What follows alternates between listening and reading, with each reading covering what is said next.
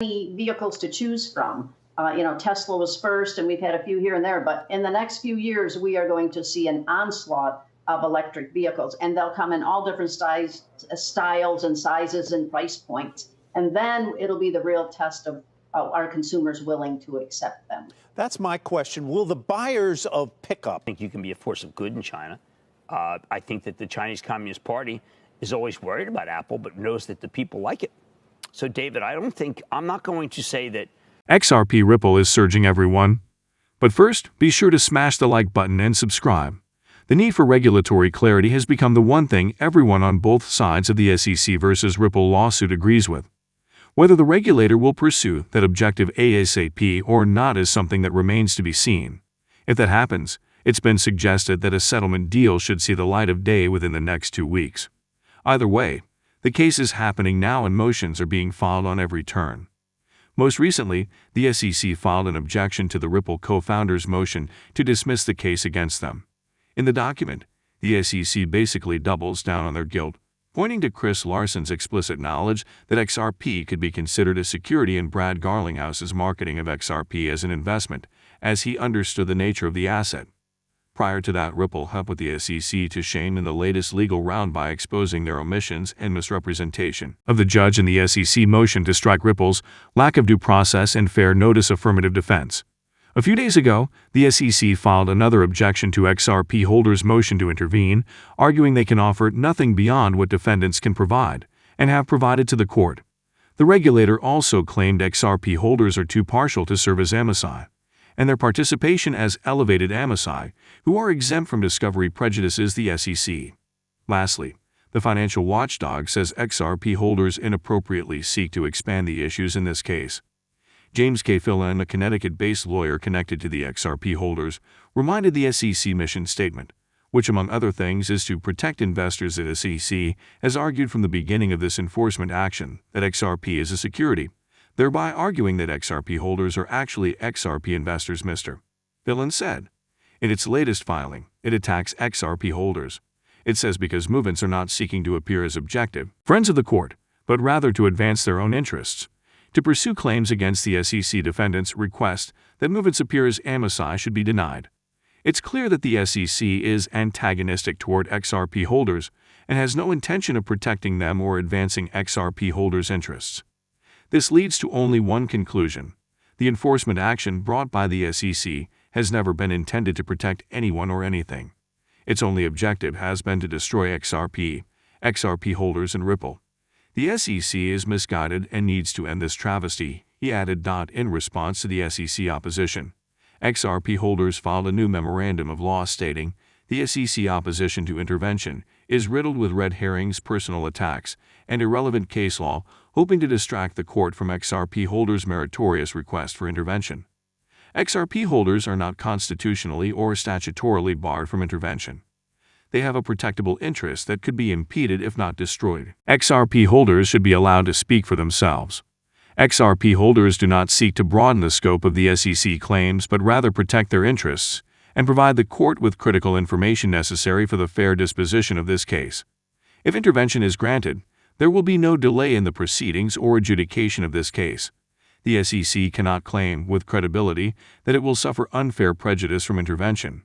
Considering the substantial public interest at stake, intervention will provide this court with a more complete picture of the issues presented and contribute to a just and equitable adjudication of all claims and defenses. Also, in the context of the SEC lack of clarity, XRP holders' lawyer John E. Deaton said it doesn't take an expert to see that plenty is very wrong, very corrupt, and very outrageous about the SEC lawsuit against Ripple.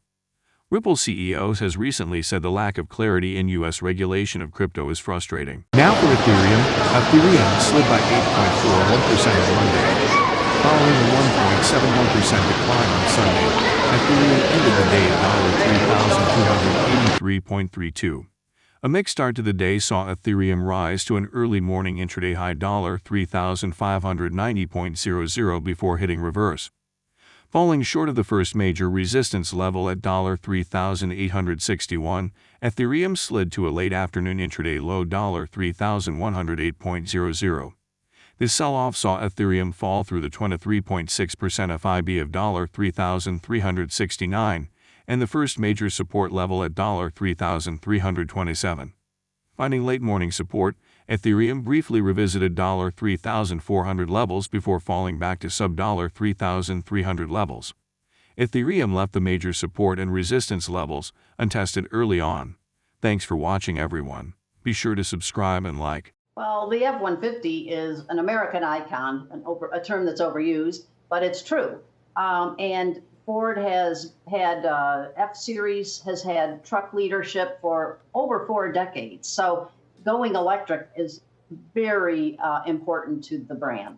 It's still a small share of the overall market, and I hear people cite those figures a lot when they're saying, wait a minute, if you're bidding up these stocks and the EV revolution isn't here yet, but you got to start somewhere, right? I mean, sure, it might be, 5% today, but it could grow very, very quickly. What can you tell us about take-up rates and if the pandemic has affected them at all, or other recent factors like the gasoline supply chain issues?